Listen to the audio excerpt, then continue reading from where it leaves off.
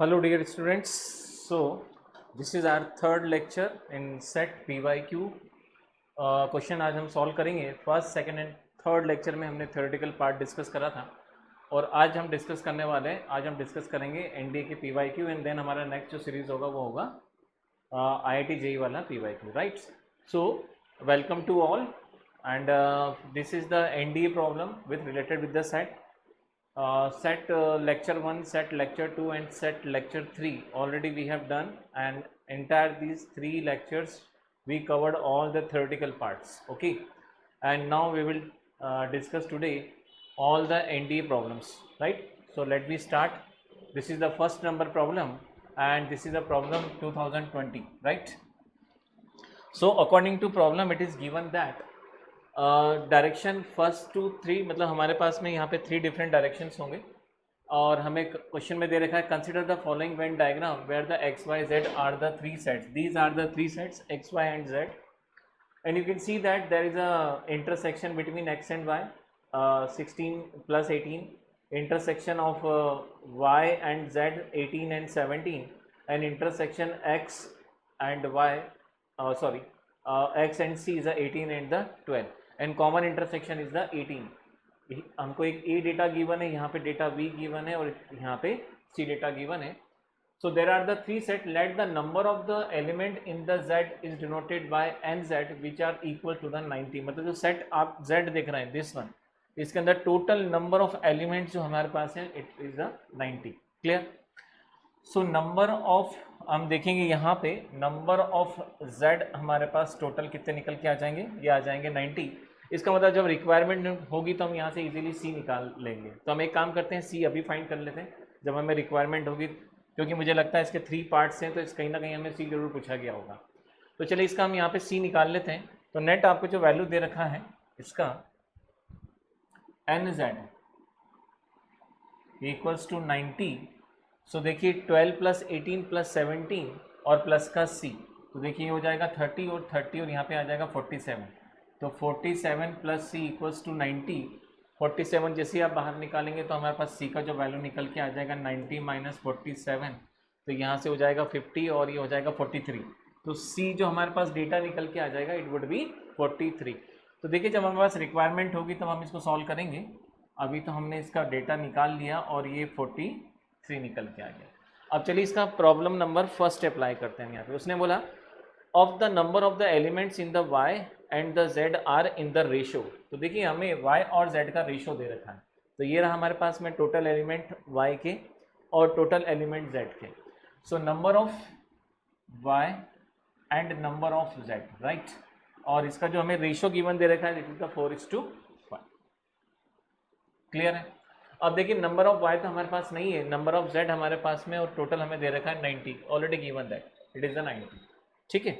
सो हम एक काम करते हैं, यहाँ से इसके प्लेस पर हम 90 पुट करते हैं और y के पास हमारे पास टोटल एलिमेंट्स कितने आ रहे हैं. तो देखिए हमारे पास y के पास आ जाएगा 16, 18, आप ध्यान से देखिए 17 और प्लस का b divided by total value 90 और इक्वल्स टू में हम देखेंगे तो 4:5. ये हमें रेशो गिवन है. ओके.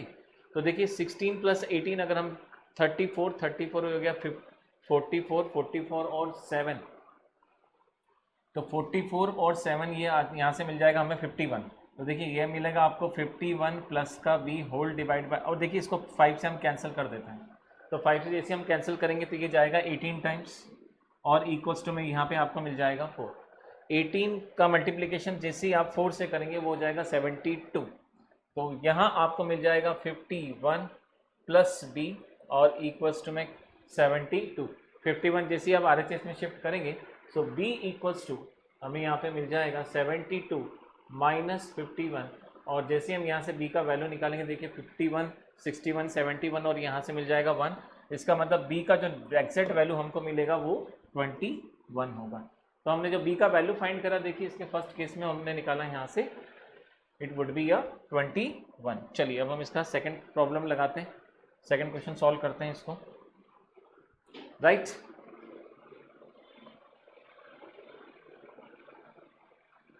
इसका सेकंड प्रॉब्लम डिस्कस कर लेते हैं. तो चलिए इसका सेकंड प्रॉब्लम सॉल्व करते हैं. And the problem number second is that हमें दे रखा है what is the value of the number of X plus number of Y plus number of Z minus number of X intersection Y, number of Y intersection Z and number of X intersection Z plus number of X intersection Y और intersection Z. देखिए हमें यहाँ से इसका net value पूछा गया और options देखें हम तो ए और बी ए और बी ए और बी ए और बी प्लस के फॉर्म में दे रखा है। इसका मतलब अभी हमने जो लास्ट क्वेश्चन में बी का वैल्यू फाइंड किया था उसका वैल्यू 21 था, लेकिन आपको यहाँ पे बी का वैल्यू 21 पुट नहीं करना है। हमें जो ऑप्शन से समझ में आ रहा है वो हमें ए और बी के फॉर्म में ही चाहिए। तो सबसे पहले एक काम कर सकते हैं, हमारे पास जो वेन डायग्राम है वो वेन डायग्राम हम यहाँ पे एक बार ट्राई करते हैं। देखिए उसका कितना डेटा मुझे याद है, चेक कर लेते हैं। तो कुछ this is the X, this is the Y, this is the Z और कॉमन इंटरसेक्शन देखिए यहाँ पे यहाँ एक्स ये इधर बी था। एक बार चेक कर लेते हैं, सी हम निकाल के लाए थे 43 और शायद यहाँ पे 18 है, इधर 17 है। चेक कर लेते हैं और क्या प्रीवियस उसमें। तो देखिए ये हो जाएगा 12, इधर हो जाएगा 16, राइट।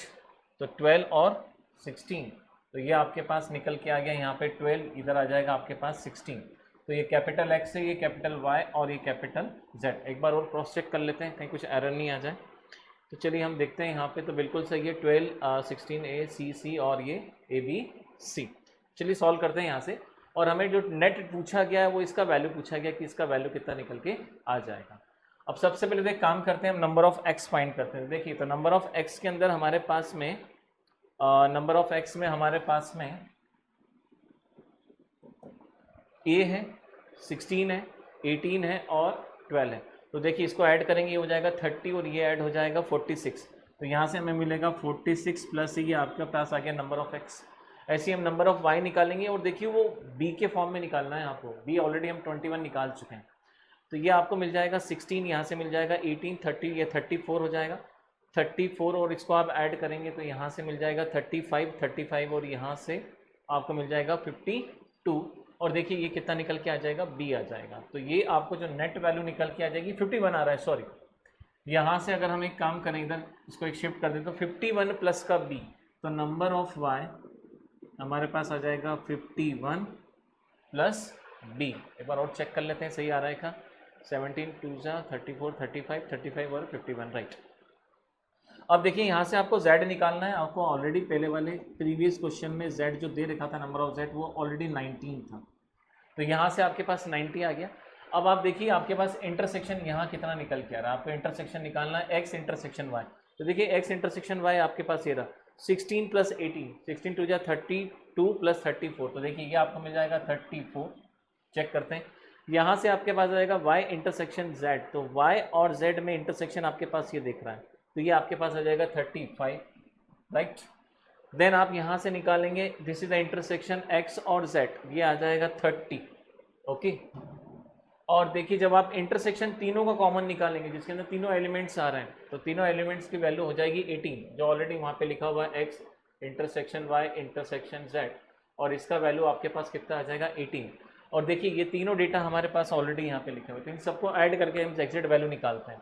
तो देखिए नंबर ऑफ एक्स ऑलरेडी हमारे पास है तो 46 प्लस ए 51 प्लस बी और यहाँ से मिलेगा 90 और इन सबको हम ऐड कर लेते हैं। तो देखिए इसको ऐड करेंगे तो 46 प्लस ए प्लस 51 प्लस बी और ये आ जाएगा आपके पास में 90। ये तीनों डेटा आपको यहाँ से मिल गए। ये आपके पास हो जाएगा 34। तो देखिए यहाँ से आ जाएगा 34, ये आपके पास आ गया 34, this is the 30, right, this is the 35। तीनों डेटा हमने यूज़ कर लिए। देखिए यहाँ पे साइन मिस्टेक हो गया मुझसे, तो एक काम करते हैं हम यहाँ पे ये रहा माइनस और ये आपके पास आ जाएगा 34 माइनस का 35 और ये हो जाएगा माइनस का 30 और देखिए प्लस का हो गया आपके पास 18। ये सारा डेटा हमने ऐड कर दिया। अब फाइनल हम निकालते हैं यहाँ पे। तो देखिए माइनस अगर हम ऐड करेंगे तो ये हो जाएगा 3 3 3 90 और 90 94 और ये हो जाएगा 99 और तो यहाँ से आपको मिलेगा माइनस का 99, राइट। ये ऑलरेडी आपके पास 99 है। तो तीनों वैल्यू आपको मिलके यहाँ से माइनस का 90 हुआ। अब चलिए अब ये माइनस का 90 ये प्लस का 90, तो जब इन दोनों को सॉल्व करेंगे तो यहाँ से मिलेगा हमें माइनस का 9, राइट। तो 46 प्लस का ए प्लस का 51 प्लस का बी, ये आपसे आपको मिला -9 और ये रहा प्लस का 18 तो आपको मिलेगा प्लस का 9, ओके। अब आप एक काम कीजिए, 51 में +9 ऐड करेंगे तो हो जाएगा 60, और 60 में आप ऐड करेंगे 46 तो हो जाएगा 106। तो आपको जो फाइनल वैल्यू मिलेगा वो मिलेगा a + b 106, और ये आपका नेट वैल्यू होगा। तो चेक करते हैं ऑप्शन क्या आ रहा है, a + b और 106, ये आ गया आपका ऑप्शन डी। चलिए अब नेक्स्ट प्रॉब्लम लगाते हैं, प्रॉब्लम नंबर 3। देखिए प्रॉब्लम नंबर 3 में क्या दे रखा है, if the number of the elements belonging to the neither x nor y and nor z equals to p। तो देखिए इस क्वेश्चन का मीनिंग क्या है। सो आपने देखा होगा यहाँ पे, इसको हम एक यूनिवर्सल सेट से समझते हैं। तो अगर ये एक यूनिवर्सल सेट है तो हमारे पास में we have already 3 set, this is the x, this is the y and this is the right, ये x, this is the y and this is the z, जहाँ पे हमारे पास data this is the 18, this is the 16, this is the 12, this is the 17, this is the b, this is the and this is the c। और जहाँ c का value हमने 43 find करा है, b हमारे पास 21 निकल के आ रहा है। उसने कहा इन तीनों सेट के अंदर के बाहर के एलिमेंट्स की वैल्यू कितनी आ रही है, p आ रही है। इसका मतलब इस आउटर, इसके पास जितने भी एलिमेंट्स हैं, इस पूरे का कॉम्प्लीमेंट इंटायर का, x का, y का और z के यूनियन का होल कॉम्प्लीमेंट, मतलब x union y union z का होल कॉम्प्लीमेंट आपको कितना मिल रहा है, p मिल रहा है। मतलब कॉम्प्लीमेंट मतलब इसके बाहर जो भी नंबर है उसको हम किससे रिप्रेजेंट कर रहे हैं, देखिए हम उसको रिप्रेजेंट करेंगे यहाँ पे, दिस इज द p। तो देखिए ये हमारे पास p एलिमेंट्स हो गए, number of the elements is the p, जैसा हमें क्वेश्चन में गिवन है। Then what is the number of elements in the complement of x। तो देखिए x के कॉम्प्लीमेंट में कितने नंबर आएंगे, राइट। तो बड़ा इजी क्वेश्चन है ये। तो जहाँ देखिए मैं x को हाईलाइट कर रहा हूँ, आप देखिए कहाँ x को मैं हाईलाइट कर रहा हूँ। तो ये आपको जो हिस्सा दिख रहा है दिस पार्ट, आप इस पूरे बॉक्स के बाहर के सारे एलिमेंट है इसके, ये इसके कॉम्प्लीमेंट कहलाते हैं। बाकी आपको ये एलिमेंट यूज़ नहीं करना है, इस एलिमेंट के आउटर एलिमेंट्स यूज़ करना है।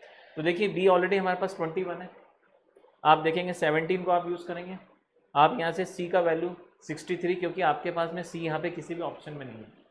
b आपको यहाँ पे हर जगह दे रखा है और a दे रखा है। तो देखिए हम देखते हैं हमें b और a में से कौन सा ऑप्शन मिलता है, और उसके बाद आप देखेंगे तो आपको p नज़र आ रहा होगा। इसका मतलब आपको ये जो ब्लू सर्कल है इसके बाहर के सारे एलिमेंट्स यूज़ करना है। तो x का जो कॉम्प्लीमेंट आप देख रहे हैं, ये पूरा x का कॉम्प्लीमेंट दिखाई दे रहा है, जिसके अंदर b काउंटेड है, 17 काउंट है, c काउंट है, और आप देख रहे हैं ये p काउंट है। तो एक काम करते हैं, हम x का कॉम्प्लीमेंट यहाँ पे मेंशन कर लेते हैं। तो x के कॉम्प्लीमेंट में हमें टोटल वैल्यू मिल जाएगी b, देन हम ऐड करेंगे 17, देन फिर हम ऐड करेंगे c, और देन हम ऐड कितना करेंगे, यहाँ पे हम करेंगे p। क्लियर है। अब जैसे ही आप इसको ऐड करते हैं देखते हैं हमें फाइनल आंसर कितना मिलता है। पहले हम चेक करेंगे हमें b पुट करना भी है या नहीं करना, राइट। तो ये हमने यहाँ पे 17 यूज़ कर लिया। अब कॉम्प्लीमेंट ऑफ c हम निकालते हैं, तो देखते हैं ऑप्शन हमसे कौन सा मैच करता है। तो देखिए हमारे पास ये एलिमेंट देखिए p है, इसको हम p करेक्शन कर लें, सॉल्व करते हैं इस क्वेश्चन को। तो 17 यहाँ से मिला, c का वैल्यू हमारे पास में 43 है। तो देखिए b प्लस p प्लस 17 और प्लस का 43, आपको ये 4 नंबर दिखाई देंगे। 17 और 43 को हम जैसे ही ऐड करेंगे तो यहाँ से हमें मिलेगा 60। तो b प्लस p प्लस 60, और आई थिंक ऑप्शन यहाँ पे हमें मैच कर जाएगा। तो देखते हैं हम कौन सा ऑप्शन मैच कर रहा है, p प्लस b प्लस का 60, और हम देखेंगे तो हमको एग्जैक्ट वैल्यू मिल जाएगा। तो ये इसका ऑप्शन जो निकल के आएगा, देखिए इसका ऑप्शन आ जाएगा a। तो इस प्रकार से हमने problem number first when diagram से 3 प्रॉब्लम सॉल्व करें। अब चलिए हम नेक्स्ट प्रॉब्लम पे डिस्कस करते हैं। अब चलिए हम ये वाला प्रॉब्लम लगाते हैं, right. Okay, so next problem, consider the proper subset of 1 2 3 and 4, these are the 4 element. How many of these proper subsets are subsets of the set 3? इसका मतलब आपके पास एलिमेंट है 1 2 3 and 4, इसको हम सेट A कंसिडर कर लेते हैं, और हम प्रॉपर सबसेट। तो सबसे पहले एक काम करते हैं, हम प्रॉपर सबसेट समझ लेते हैं एक्चुअल में होता क्या है। मान के चलिए मेरे पास एक सेट है and that is the ABC, और हमें इसका प्रॉपर सबसेट फाइंड करना। तो देखिए प्रॉपर सबसेट का मीनिंग क्या होता है, एक सिंगल एलिमेंट आप A यूज़ कर सकते हैं, आप सिंगल एलिमेंट B यूज़ कर सकते हैं, ये भी इसका सबसेट होगा। आप सिंगल एलिमेंट सी यूज़ कर सकते हैं, ये इसका सबसेट होगा। आप ए और B 2 elements you can take A and C also. अब देखिए हमने दो के पेयर बनाए तो बी एंड सी ऑल्सो। तो आप देखेंगे यहाँ पे ए बी सी, आप इसी के एलिमेंट्स देख रहे हैं, ये इसका सबसेट है, ये इसका सबसेट है, ये ए का सबसेट है, बी ये ए का सबसेट है, ये ए का सबसेट है, और this one also the subset of A. But I can take A B C also. लेकिन अगर मैं ए बी सी ले लेता हूँ तो फिर ये मैंने इस एलिमेंट को पूरे यहाँ पे रिपीट कर लिया। प्रॉपर सबसेट का मतलब होता है कि ये 3 एलिमेंट साथ में नहीं आना चाहिए। 1 एलिमेंट काउंट कर सकते हैं आप, 2 एलिमेंट्स काउंट कर सकते हैं, लेकिन 3 काउंट नहीं कर सकते। तो प्रॉपर सबसेट में ये होता है कि आपको सभी एलिमेंट्स यूज नहीं करना है, कोई भी एक छूटना चाहिए उसके अंदर से। ओके, और आप देखेंगे तो 1 2 3 4 हमने इंटायर अगर छोड़ देंगे तो बाकी हम यहाँ पे बहुत सारे सबसेट बना सकते हैं। ओके, तो पावर ऑफ सेट में आप फॉर्मूला पढ़ते थे 2 की पावर m, तो यहाँ पे हो जाएगा 2 की पावर 4, मतलब हमारे पास कितने हो जाएंगे 16। लेकिन ना तो हमको 5 काउंट करना है और ना ही हमें चारों एलिमेंट काउंट करना है, तो इसका मतलब हम टोटल 14 ऐसे सेट बना सकते हैं जिसके अंदर 5 ही नहीं होगा और 1 2 3 4 नहीं होंगे, बाकी सिंगल एलिमेंट्स हो सकते, डबल हो सकते हैं और ट्रिपल भी हो सकते हैं। अब चलिए हम क्वेश्चन पे आ जाते हैं। उसने हमसे बोला है कि आप ऐसा एक प्रॉपर सबसेट बनाएं जिसके अंदर 3 कंपलसरी है, 3 तो आना ही चाहिए।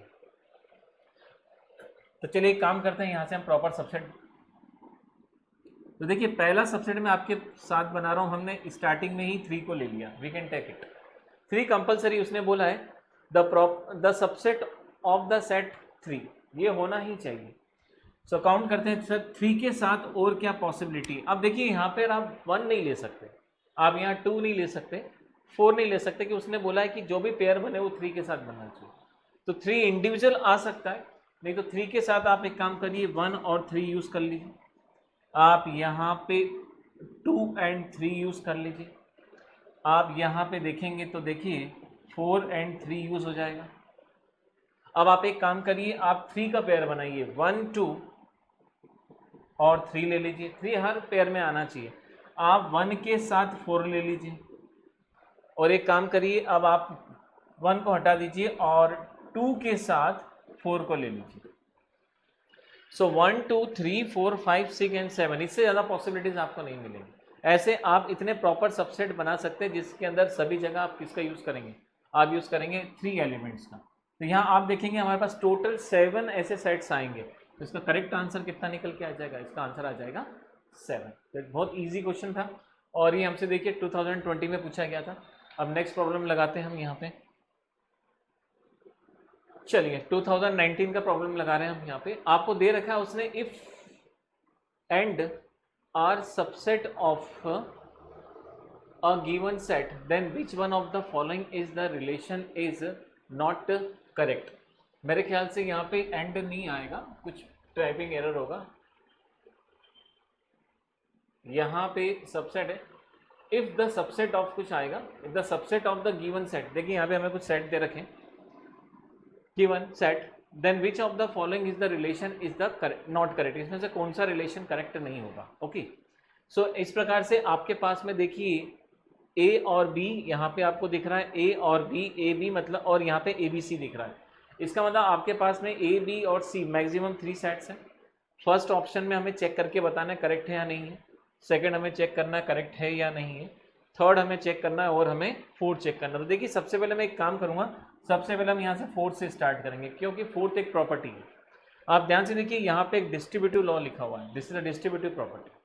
आप ध्यान से देखेंगे तो थर्ड नंबर और फोर्थ नंबर में दोनों में डिस्ट्रीब्यूटिव प्रॉपर्टी अप्लाई की गई, और डिस्ट्रीब्यूटिव प्रॉपर्टी जो है वो एज इट इज़ यहाँ पे लग रही है, हमें सिर्फ उसको चेक करना है। तो हम एक काम करते हैं, इसको थोड़ा सा रिवर्स लेके चलते हैं इस प्रॉब्लम को। मेरे ख्याल से इन दोनों के बीच इसका कोई ऑप्शन आना चाहिए। तो फर्स्ट हम ये वाला डी वाला केस सॉल्व करते हैं। तो देखिए डी केस में आपको दे रखा है A union intersection C, clear है। अब देखिए डिस्ट्रीब्यूटिव लॉ यहाँ पे हमें क्या बताता है, डिस्ट्रीब्यूटिव लॉ हमें अप्लाई करते हैं, ए इंटरसेक्शन सी, देन हम यहाँ पे यूज करेंगे यूनियन, ये हमने यूज करा, और फिर आप बी के साथ ये रिलेशन अप्लाई करेंगे एंड बी इंटरसेक्शन सी। तो आप देखेंगे बिल्कुल मैच कर रहा है यहाँ पे, A intersection C union B intersection C, तो ये ऑप्शन तो करेक्ट होगा। उसने हमसे बोला था कि यहाँ पे अगर इस प्रकार के सबसेट हो तो ऑप्शन कौन सा मैच करेगा, तो ये तो बिल्कुल मैच कर रहा है, तो first option is the correct. देखिए पहला तो हमें करेक्ट मिल गया। अब इसी प्रकार से हम सेकंड को अप्लाई करते हैं कि सेकंड हमें क्या दे रखा है। यहाँ आपको दे रखा है A intersection B union C दे रखा है। चेक करते हैं यहाँ से क्या मिलेगा। तो ए और ये वाला हम अप्लाई करेंगे, अगेन डिस्ट्रीब्यूटिव लॉ। तो देखिए आपको मिलेगा ए यूनियन सी, यहाँ आप अप्लाई करेंगे, that is the intersection. Okay, तो ये आपने यहाँ आप अप्लाई करेंगे इंटरसेक्शन, ये आपको इंटरसेक्शन मिल जाएगा यहाँ से। सो ए दिस इज द इंटरसेक्शन। फिर आप देखेंगे तो बी यूनियन, फिर से अप्लाई करेंगे आप, तो ये सेकेंड लॉ आपको मिल जाएगा यहाँ से, राइट। तो आप देखेंगे सर ये ऑप्शन भी मैच कर रहा है क्या, देखिए बिल्कुल ये भी मैच कर रहा है। अब हम थर्ड नंबर पे आ जाते हैं, थर्ड नंबर चेक करते हैं। अब थर्ड नंबर में उसने क्या बोला है कि ए यूनियन बी और इंटरसेक्शन ये, चलिए इसको सॉल्व करते हैं। तो थर्ड वाला ऑप्शन ए यूनियन बी सब करके देखते हैं। तो देखिए ए सेट हो सकता था, इसमें कोई एलिमेंट कॉमन हो या नहीं हो, डिसजॉइंट हो सकता है, तो ये सेट ए और ये सेट बी हो जाएगा। हो सकता है ए और बी दोनों में कुछ अमाउंट चीज कॉमन हो, ये भी पॉसिबिलिटी है।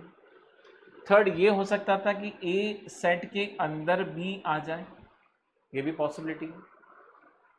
क्लियर है, पर हमें उसने बोला the subset of the this is given that, तो हमें कंडीशन चेक करना है कि इसमें से कौन सी कंडीशन वेरीफाई हो जाएगी। ओके, और ये भी हो सकता था कि बी के अंदर ए आ जाता और बी बाहर होता। चारों पॉसिबिलिटीज हमारे पास में, हमें नहीं पता कि ए और बी दोनों डिसजॉइंट सेट है, दोनों में कुछ कॉमन आ रहा है, जो बी होगा वो ए का सबसेट होगा, या यहाँ पे हम देखें ए जो होगा वो बी का सबसेट। ये चारों केसेस पे देखिए हम स्टडी करते हैं। मेरे ख्याल से ये ऑप्शन बिल्कुल सही है, ऑप्शन ए गलत होना चाहिए, एक बार चेक कर लेते हैं। तो देखिए ये केस हम यहाँ पे सॉल्व करते हैं। तो सपोज हम यहाँ पे इन दोनों का यूनियन करते हैं और कुछ भी एलिमेंट्स हम यहाँ पे ले लेते हैं 1 2 3 4 5। तो जब हम इनका यूनियन करेंगे तो देखिए हमको ए यूनियन बी जो मिल जाएगा वो हमारे पास आ जाएगा 1 2 3 4 5, राइट। क्लियर हो गया, ये देखिए यहाँ से हमने इसको यूनियन बना लिया। अब वो कहता है यूनियन के बाद में आप ए का इंटरसेक्शन करो। तो देखिए ए हमारे पास में एलिमेंट्स कितने हैं, हमारे पास एलिमेंट है 1 और 2, और इंटरसेक्शन का मतलब क्या होता है, जो दोनों में कॉमन आए। तो देखिए एक सेट हमें दे रखा है ए और एक यहाँ से एक नया सेट मिल गया, ये दिख रहा है आपको सामने। अब आप यहाँ से इंटरसेक्शन कॉमन निकालेंगे तो देखिए इसका इंटरसेक्शन जो निकालेंगे तो उसमें एलिमेंट 2 और 3 ही बाहर आएंगे, क्योंकि दोनों के पास 2 और 3। तो ये बिल्कुल प्रॉपर्टी यहाँ से इस कंडीशन में मैच करती है कि अगर हम इसका इंटरसेक्शन निकालें ए यूनियन बी का इंटरसेक्शन है, तो सर बिल्कुल यहाँ से सेट ए मैच करेगा। तो देखिए ये डिसजॉइंट पे भी मैच कर रहा था। अब एक काम करते हैं, क्या इस पे मैच करेगा, सीधी सी बात है सर इस पे भी मैच ही करेगा। जब आप इसका यूनियन बनाएंगे, मान लेते हैं यहाँ पे कुछ एलिमेंट कॉमन थे, तो इसका जब आप यूनियन बनाएंगे तो आपको यहाँ से ए यूनियन बी क्या मिल जाएगा सर, यहाँ से ए यूनियन मिल जाएगा 1 2 3 एंड 5। क्लियर है, आपके पास सेट ए में कितने एलिमेंट्स हैं, आपके पास है 1 एंड 2, आप देख सकते हैं दोनों एलिमेंट 1 2 उसके पास भी, यूनियन के पास भी, यूनियन में तो उसको काउंट करना है। अब आप इन दोनों का इंटरसेक्शन निकालेंगे तो सब भी सर ए ही बाहर निकल के आएगा, सेकेंड कंडीशन मैच कर दी। सिमिलरली देखिए अगर आपने थर्ड केस स्टडी करा है तो ए यूनियन बी का जब आप यूनियन करेंगे तो ऑटोमेटिक आपको सेट ए ही मिलेगा। अगर मान लो इसके पास एलिमेंट 1 है 2 है यहाँ 3 है, तो ए सेट के पास हमारे पास ये वैल्यू आ जाएगी, क्योंकि बी जो हो जाएगा वो सबसेट हो जाएगा किसका, ए का। तो जब आप ए यूनियन बी करेंगे तो आपको एलिमेंट 1 2 3 ही मिलेगा, और जब आप इसी का ही इंटरसेक्शन निकालेंगे 1 2 और 3 से, राइट, जब आप उसका इंटरसेक्शन निकालेंगे 1, तो सर कॉमन भी एलिमेंट क्या आना है, 1 2 3 ही आना है। इसका मतलब तब भी हमें जो सेट मिलेगा वो ए ही सेट मिलेगा। सिमिलरली देखिए आप फोर्थ में भी आप जब करेंगे कि आपको बी जो है इस बार सुपर सेट है, मतलब ए सबसेट हो गया किसका, बी का। मान लेते हैं बी के पास 1 है 2 है और ए सेट के पास 3 एलिमेंट है, राइट। तो जब आप ए यूनियन बी यहाँ पे करेंगे, आप ए यूनियन बी, तो आपको मिलेगा 1 2 3। आपके पास सेट ए में कितने एलिमेंट है, वो है मात्र 3। अब आप इन दोनों का कॉमन इंटरसेक्शन निकालेंगे तो देखिए उस कंडीशन में भी आपके पास एलिमेंट 3 ही आएगा और 3। ए को रिप्रेजेंट करता है। इसका मतलब ये सभी तीनों कंडीशन को चारों कंडीशन को सेटिस्फाई करेगा। तो इस प्रकार से आपने देखा कि सर ये केस है। अब आप देखेंगे ये वाला कंडीशंस यहाँ पे, अब आप इंटरसेक्शन को ए के साथ यूनियन करेंगे तो आपको देखिए कभी भी यूनियन नहीं मिलेगा। आप देख सकते हैं सभी एग्जाम्पल्स में कि जब आपने किसी भी इंटरसेक्शन का ए के साथ यूनियन करा तो आपको पूरा ए यूनियन बी नहीं मिलेगा, क्योंकि आपको सिर्फ ए पार्ट ही मिलेगा उसका, इतना यूनियन पूरा नहीं मिल सकता। तो डेफिनेटली इसका जो ऑप्शन आएगा वो ऑप्शन ए क्या होगा, गलत होगा। तो बड़ा इंटरेस्टिंग प्रॉब्लम था 2019 का। चलिए अगला प्रॉब्लम लगाते हैं। देखिए नेक्स्ट प्रॉब्लम दे रखा है, if a set A contain 3 elements okay and another set B contain the 6 element. तो सेट ए में हमारे पास 3 एलिमेंट्स है, सेट बी में हमारे पास 6 एलिमेंट है, right. Then what is the minimum number of the elements that A union B can have, मतलब मिनिमम एलिमेंट्स हमें चाहिए। तो देखिए इसको भी सॉल्व करते हैं। सेट ए को और सेट बी को हम, this is the set A, this is the set B, इसका कार्डिनल हमें दे रखा है 3 का और इसका हमें कार्डिनल दे रखा है 6 का। और अभी मान लेते हैं कि इनका ए इंटरसेक्शन बी टोटल कितना निकल के आ रहा है, 5 निकल के आ रहा है। ये पहली कंडीशन है। उसने हमसे बोला है कि then what is the minimum number of the element A union B, इसका यूनियन निकालिए। तो देखिए इन दोनों में कुछ कॉमन नहीं है। अगर मैं इसका ए यूनियन बी फाइंड करूंगा तो 3 + 6 9 हो जाएगा, ये सबसे मैक्सिमम होगा, ठीक है। तो this is the case number first. अब हम एक काम करते हैं, केस नंबर सेकंड अप्लाई करते हैं कि सर कुछ एलिमेंट इसके अंदर अगर कॉमन होते।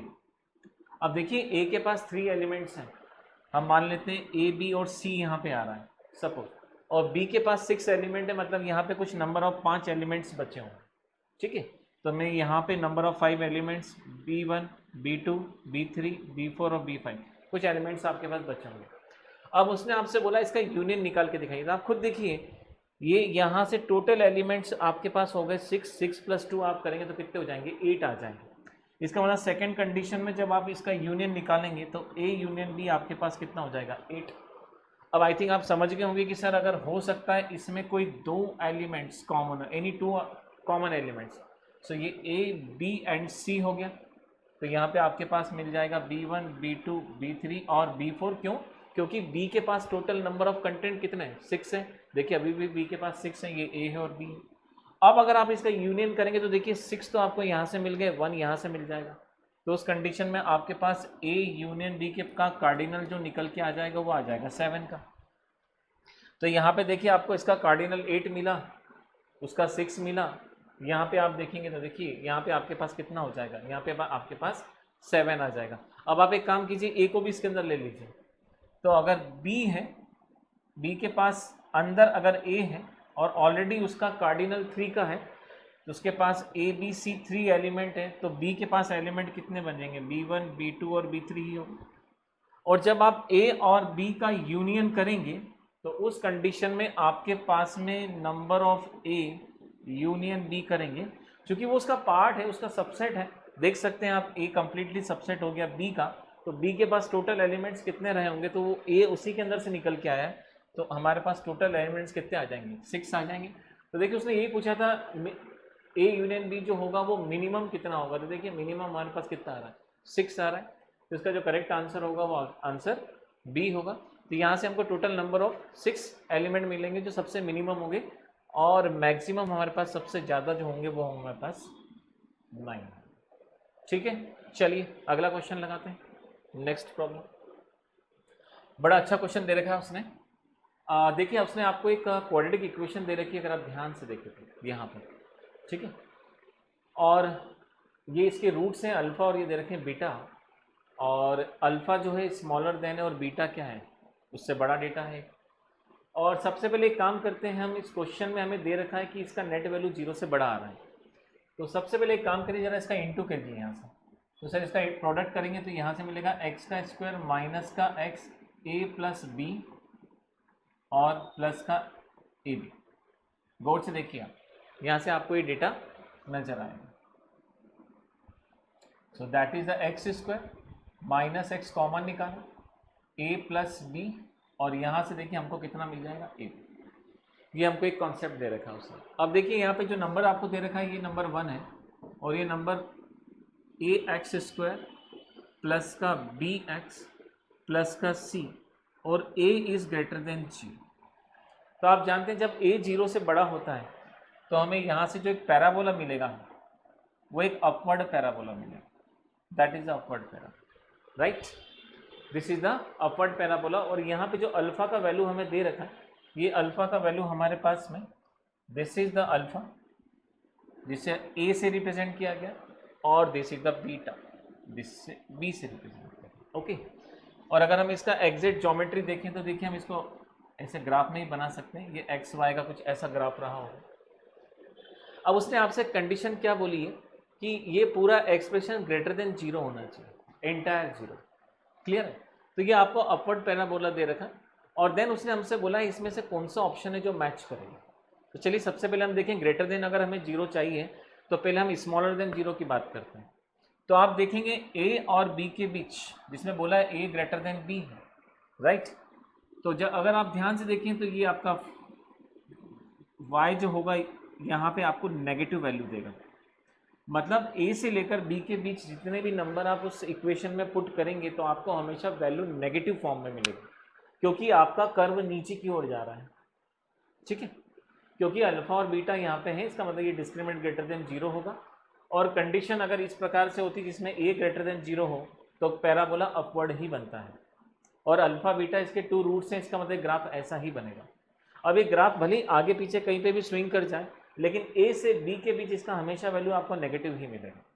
लेकिन जैसे ही आप a से स्मॉलर वैल्यू रखना शुरू करते हैं, मतलब आप x का value less than a put करेंगे, तो आप देखेंगे यहाँ पे वैल्यू आपको पॉजिटिव फॉर्म में मिलना शुरू हो जाएगी, क्योंकि हर बार आपको वैल्यू ऑफ y के फॉर्म में प्लस के फॉर्म में मिलेगा। और सिमिलरली जब आप x का वैल्यू ग्रेटर देन b रखेंगे, आप ग्राफ से चेक करेंगे पूरा ग्राफिकल क्वेश्चन, तो उस कंडीशन में आपको इसका आउटपुट जो मिलेगा ऑलवेज क्या मिलेगा, आपको हमेशा पॉजिटिव मिलेगा। अब देखिए हम क्वेश्चन के हिसाब से देखें तो इस पूरे एक्सप्रेशन में हमें वो सेट चाहिए जो इस एक्सप्रेशन ग्रेटर देन जीरो को वेरीफाई करता हो कि यहाँ से हमें हमेशा ग्रेटर देन जीरो मिलना चाहिए। तो ऑप्शन ए को ध्यान से देखें, x ग्रेटर देन ए होना चाहिए, देखिए बिल्कुल पॉसिबल नहीं है, x की वैल्यू हमेशा a से लेस होना चाहिए, ग्रेटर होगा तो नेगेटिव वैल्यू आ जाएगी।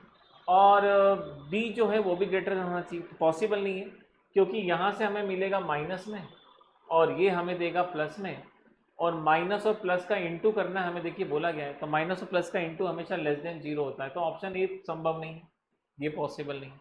अब देखिए हम ऑप्शन बी पे आते हैं, एक्स ए से स्मॉलर हो और बी से ग्रेटर हो, बिल्कुल सही बात है। ए से स्मॉलर होगा तो ये प्लस का वैल्यू देगा, यहाँ पे आपको ब्रैकेट में प्लस का वैल्यू मिलेगा, और जैसे ही आप b को ग्रेटर रखेंगे तो देखिए उस कंडीशन में भी आपको ये वैल्यू क्या मिलेगा, प्लस का मिलेगा। और दो प्लस का मल्टीप्लिकेशन हमेशा पॉजिटिव होता है, इसका मतलब देखिए इसका ऑप्शन जो होगा वो सेकंड करेक्ट होना चाहिए। थर्ड के अंदर आप देखेंगे तो देखिए ये लेस हो गया पॉजिटिव और ये हो जाएगा नेगेटिव, इनका प्रोडक्ट नेगेटिव बन जाएगा, पॉसिबल नहीं है। और ये देखिए ये बन जाएगा पॉजिटिव यहाँ से, राइट, x स्मॉलर हो जाएगा और ये भी कितना हो जाएगा, ग्रेटर हो जाएगा। तो देखिए अगर ये उस तरफ जाता है तो इसमें ये मेरे ख्याल से यहाँ कुछ ऑप्शन दोनों ही मैच कर रहे हैं, कोई टाइपिंग एरर है इसके अंदर। तो हमारा जो ऑप्शन करेक्ट है देखिए ये नहीं होगा, स्मॉलर होगा, ग्रेटर होगा, बिल्कुल सही बात है। तो देखिए दोनों ऑप्शन एक जैसे ही दे रखे हैं, बाय प्रिंटिंग मिस्टेक कुछ गड़बड़ है प्रिंटिंग मिस्टेक, तो अभी तो हम क्या दोनों को ही करेक्ट मान रहे हैं यहाँ से। तो आप देखेंगे तो इसका ऑप्शन जो होगा वो ऑप्शन ए बी, या इसका ऑप्शन बी कोई भी एक करेक्ट होगा।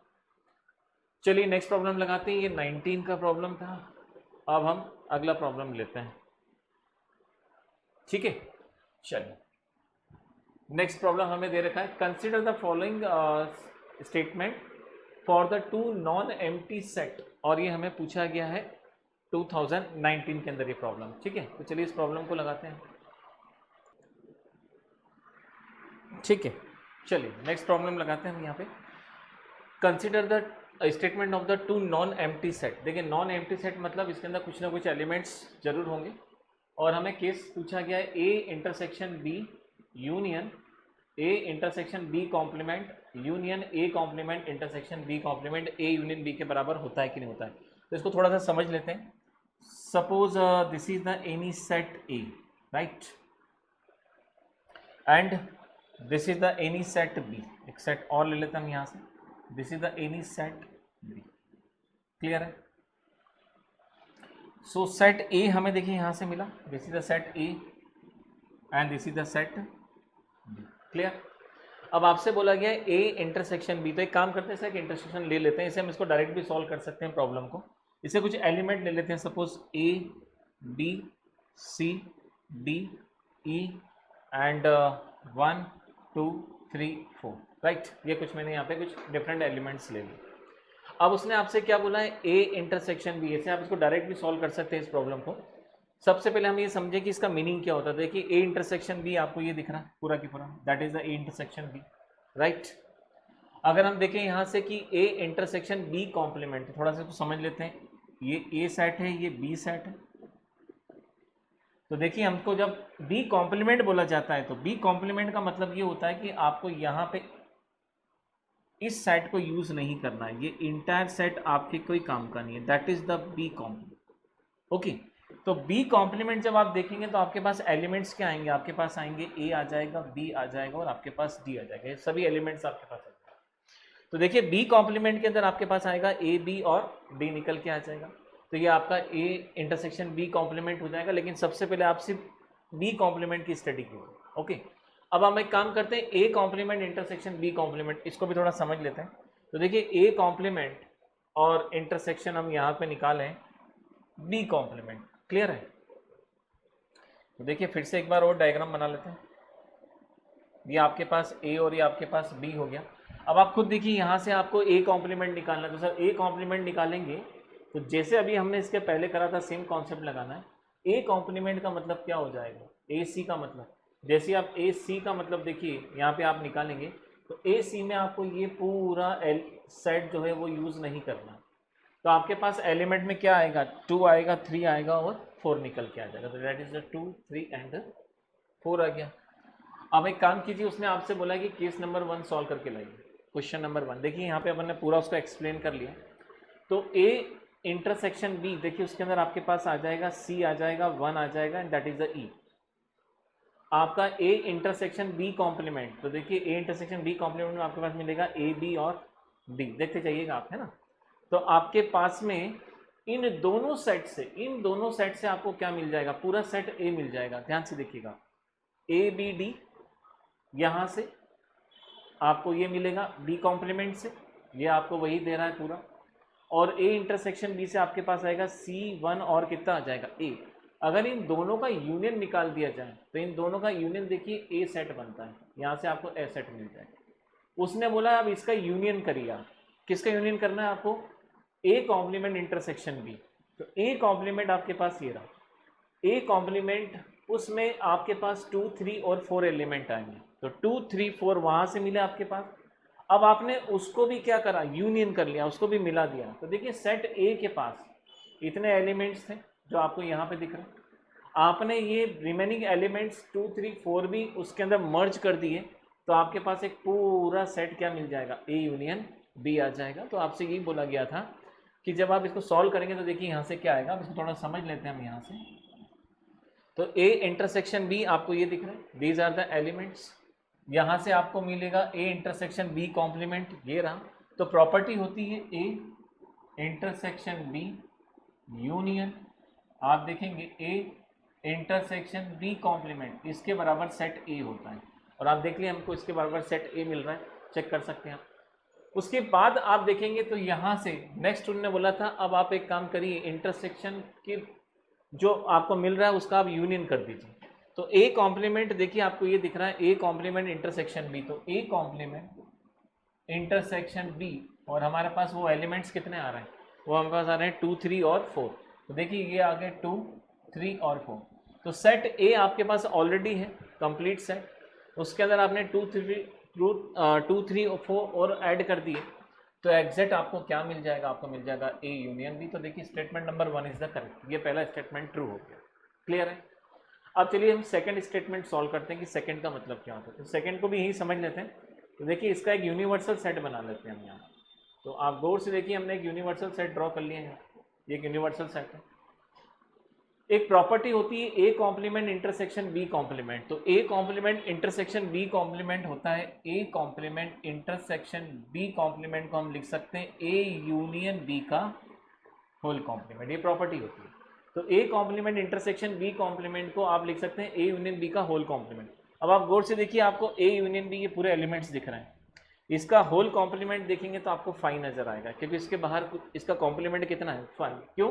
क्योंकि उसने बोला है consider the following statement for 2 non empty set. आपको ए और बी के बारे में सोचना था, आपको रिमेनिंग थर्ड सेट नहीं लेना है। इसका मतलब इसका जो ए यूनियन बी का होल कॉम्प्लीमेंट होगा वो तो 5 आएगा। अब उसने बोला है कि अगर 5 का यूनियन किया जाए ए के साथ, तो देखिए यहाँ से आपको 5 मिला, इसका यूनियन आपने किसके साथ करा, ए के साथ।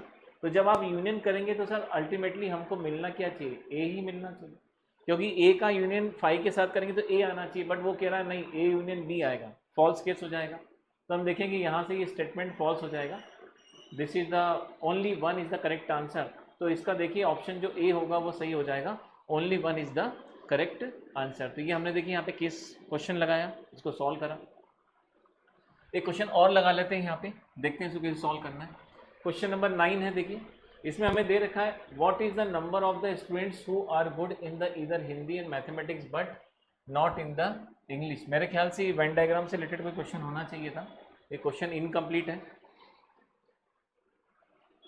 चलिए कोई बात नहीं है, तो नेक्स्ट जितना भी प्रॉब्लम्स हमारे रिमेनिंग है वो हम सेकंड वीडियो में लगाएंगे। तो ये जितना भी प्रॉब्लम हमने आज डिस्कस करा है, ये लगभग हमने 8 क्वेश्चन डिस्कस करें, और इन सभी को लगभग हमने बहुत शॉर्ट टाइम में कोशिश करी कंप्लीट करने की। एक बार आप थोड़ा सा इसको रिवाइज करेंगे, बाकी इसका सेकंड वीडियो एनडीए का हम और इसमें नंबर ऑफ क्वेश्चन इसके और ले लेंगे, देन उसके बाद हम जेई वाले क्वेश्चन इसके अंदर अप्लाई करेंगे। ठीक है, तो चलिए थैंक यू वेरी मच।